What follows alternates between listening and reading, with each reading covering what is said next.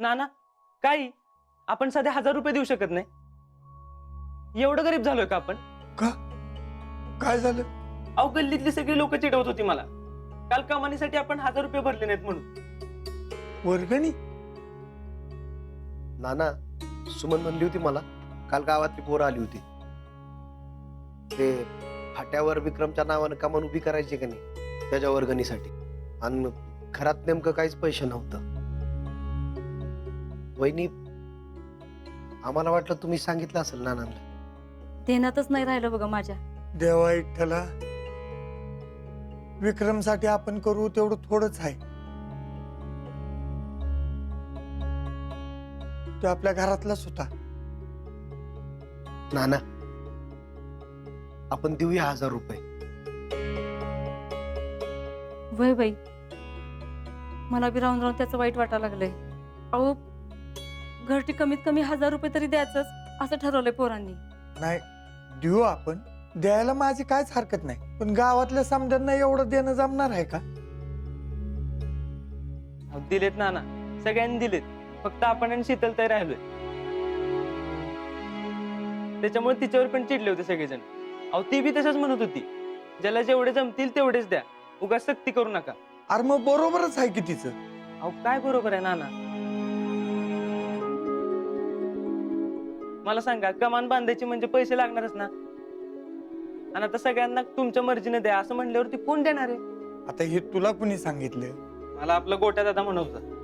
बर देऊ आपण पैसे. पण शीतल असं का म्हणली असेल? मला काय माहित. नाही, खरंच तसं काहीतरी कारण असणार. त्याशिवाय ती असं बोलणार नाही. ते आता तिचं तिलाच माहिती असेल. वहिनी ग्रामसभेत पण भैयानं जेव्हा हे विषय मांडला ना तेव्हा शितलीने विरोध केला होता त्याला. अहो पण ती कशाला या भानगडीत पडती? तसं कसं? सगळीकडे शेंडा हाणायचा असतो मॅडमना.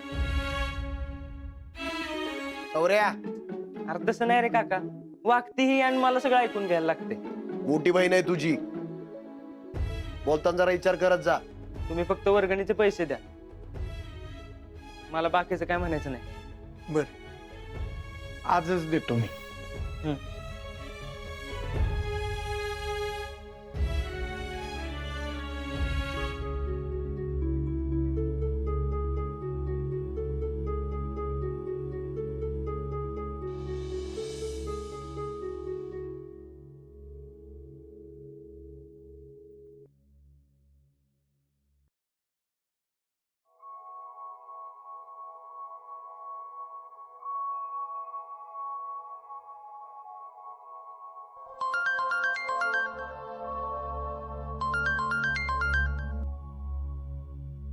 बोला मिसेस फौजी.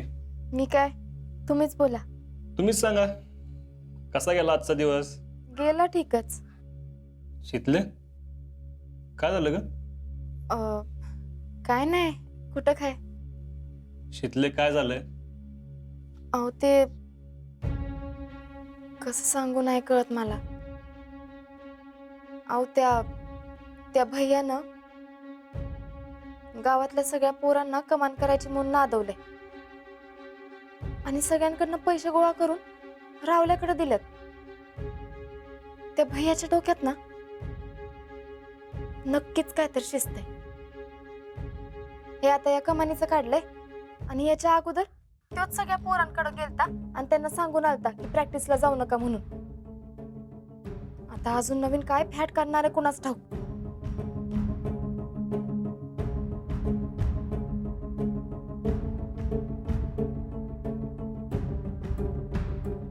शीतले ऐक, तू तिकडं अजिबात लक्ष देऊ नको. हे लोक कसलाही विचार करणार नाहीत. अगं स्वार्थासाठी कुठल्याही तराला जायची तयारी असते यांची. अहो पण पोर त्यांच्या प्रॅक्टिसचं काय? ऐक माझं शीतले, तू ते कमानीच्या पानगडीत अजिबात पडू नको. तू कॉलेजकडे लक्ष दे, बघू त्याला काय करायचं ते करू दे. अगं लोकांना पण कळायला पाहिजे ना आता. अहो तेच तर सांगते मी, ते भुलवतोय सगळ्यांना. शीतले मी तुला काय सांगितलं? बरं मला सांग, कॉलेजचं काय ठरवलंयस? बाहेरून करायचं म्हणते. नक्की नीट विचार केलायस ना? होय हो, घरातली कामं, कॉलेजला येण्या जाण्यात लय वेळ लागतोय. आणि मग घरातली कामं झाली नाहीत की मामींची चिडचिड होती. आणि मग हे सगळं करण्यात अभ्यासाला वेळच मिळत नाही. बर, तुला वाटतंय ना घरी बसून अभ्यास होईल, कर मग तसं. होय, असं करून दोन्ही कामं करता येतील, घरातली कामं बी आणि कॉलेज बी. पण काय झालं तरी कॉलेज थांबू देऊ नको. नाही, नाही थांबू देत. तुम्ही काय करताय?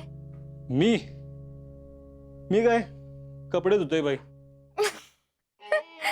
कपडे? आणि ते बी आता? आता काय दिवसभर येळच नाही मिळाला, मग काय. येतात का कपडे धुवाय? हा, येतात आता. बायको नाही इकडं म्हणल्यावर काय येईल तशी धुवायची. मग बायकोला बी न्या की तिकडं. कशाला बाई, मी सुखात बघून हवे तुला. काय? मग राहा तिकडच कायमच. फोन तरी कशाला करताय हो? मी कुठे केलाय, तूच केलायस की फोन. लय होते हा आहो. हे अगं गमतीनं बोललोय मी. गप बसा, तुम्हाला तेच बोलायचं होतं आणि आता बोलताय गमतीनं बोललो. आता तर तुम्ही गंमत बघाच. करते हा मी फोन, वाटच बघा तुम्ही. शितले सॉर.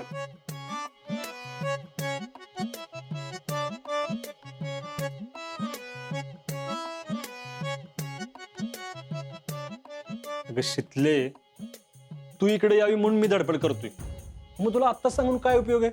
हा, मी सरप्राईज कसं देणार मग तुला?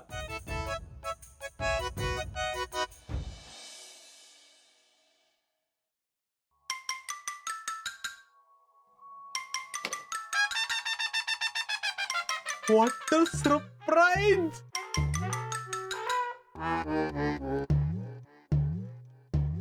हॅलो. राहुल, कामात आहेस? नो नो नो, बोल की. एक विचारायचं होतं.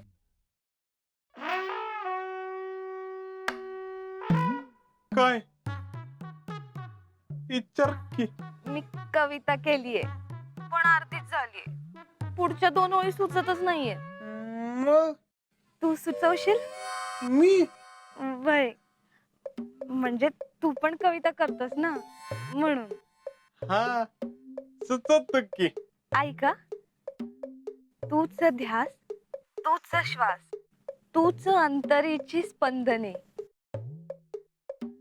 पण पुढचं काही सुचतच नाहीये. तूच ध्यास, तूच श्वास, तूच अंतरीची स्पंदने. हा, हा सरिता, ऐक. तूच ध्यास, तूच श्वास, तूच अंतरीची स्पंदने.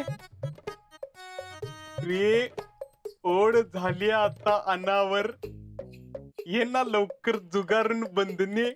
वाव राहुल, हा, किती सुंदर. कोण? मी? अरे कविता.